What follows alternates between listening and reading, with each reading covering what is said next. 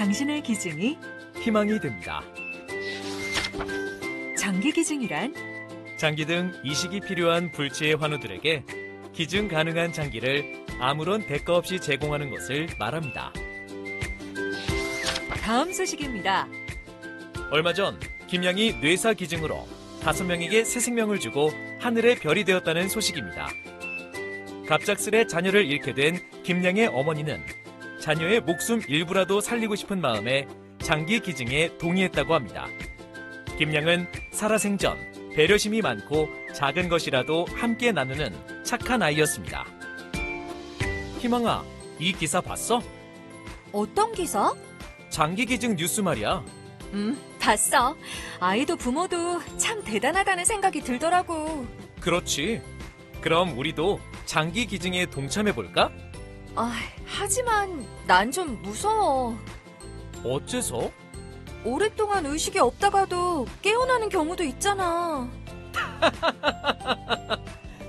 식물인간 상태랑 뇌사 상태는 전혀 달라. 다르다고? 뇌사는 모든 기능이 정지되어 인공호흡기 없이는 자발적인 호흡이 불가능해.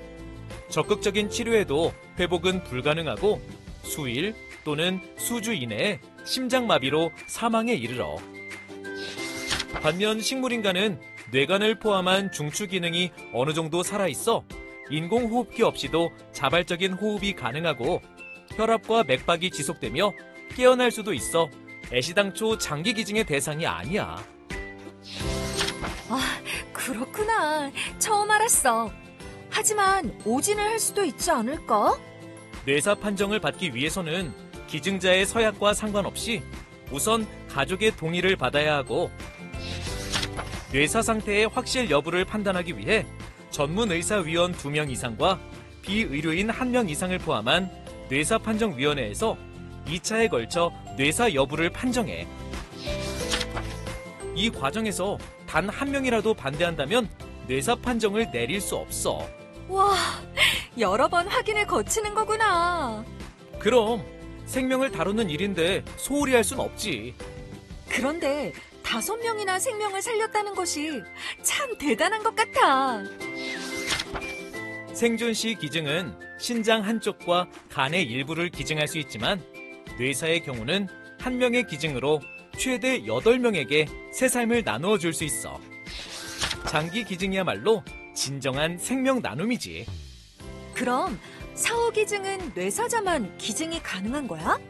아니, 보통 사람들도 사후에 인체 조직 기증이 가능해. 인체 조직 기증? 인체 조직 기증은 신체 회복 및 장애 예방을 위해 뇌사 또는 사망 후 자신의 신체 일부를 타인에게 대가 없이 제공하는 것을 말해. 그래서 인체 조직이 필요한 사람들에게 도움을 주는 것이지. 한 사람의 기증으로 피부, 뼈, 심장 판막 등 최대 100여 명의 환우에게 삶의 희망을 나누어 줄 수 있어. 우와, 이렇게나 많이? 게다가 장기 기증은 뇌사 또는 사망 후 15시간 이내에 이식이 이루어져야 하지만 인체 조직 기증은 가공을 거쳐 최장 5년간 보관, 이식이 가능해. 우와, 생각보다 오랫동안 보관할 수 있구나. 그럼 우리도 기증에 동참해볼까? 그러자. 그런데 장기나 인체 조직 말고 다른 기증은 없어? 조혈모세포 기증도 있어. 조혈모세포? 응, 정상적인 혈액을 만들지 못해 발생하는 백혈병 등 난치성 혈액종양 환자에게 조혈모세포를 기증해 새 생명을 주는 것이야. 조혈모세포 이식은 조직 적합성 항원이 일치해야 하는데 타인의 경우 수천에서 수만 분의 1로 아주 희박해. 그래도 형제 자매 간 확률이 25% 이내면 아주 높은 거 아니야?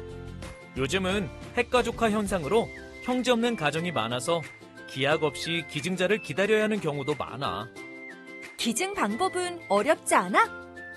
먼저 건강검진을 하는데 당연히 무료이고 기증 방법에는 마취 후 골반뼈에서 조혈모 세포를 기증하는 골수 기증과 마취 없이 헌혈처럼 말초혈 조혈모세포 기증의 두 가지 방법이 있는데 요즘은 말초혈 조혈모세포 기증 방법을 대부분 하고 있어.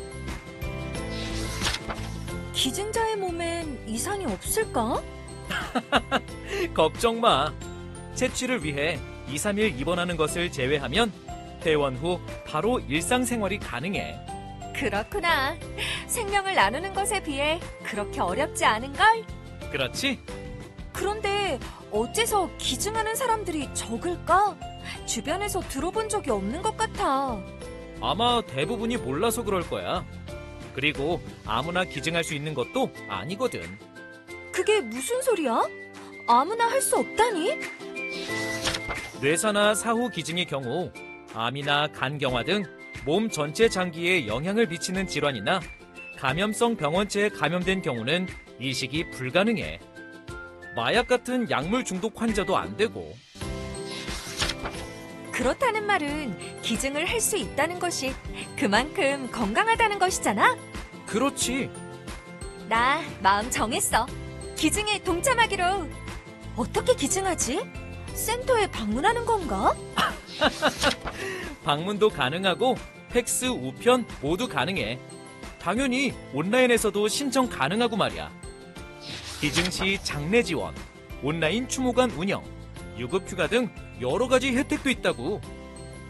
뇌사 장기기증자 지원금 지급. 장기기증 근로자에 대한 유급휴가 보상금 지급. 온라인 추모관 운영. 살아있는 사람의 순수 장기기증 시 검진 진료비 지급.